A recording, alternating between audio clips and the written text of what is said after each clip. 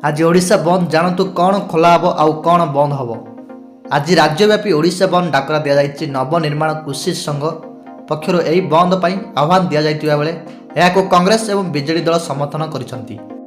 ओडिशा बंद पालन नहीं प्रदेश कांग्रेस कमिटी सभापति भक्त दास एने सूचना देइछंती।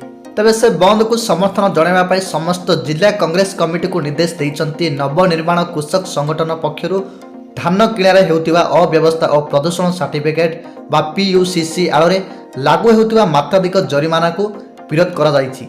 एही दाबी गुडी को नै राज्यव्यापी बंद डाकरा दिया जाइछि।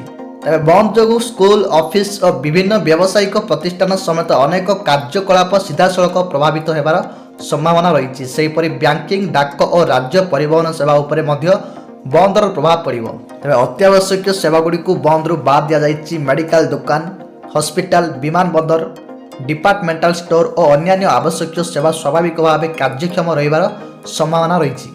एपटे तीनिटी प्रसंग को नहीं बंद डाकरा देइछि नवनिर्माण कृषक संगठन। धान मंडी में अव्यवस्था, प्रदूषण ना फाइन आदाय और टाटा पावर मनमानी को विरोध में हेब बंद पालन।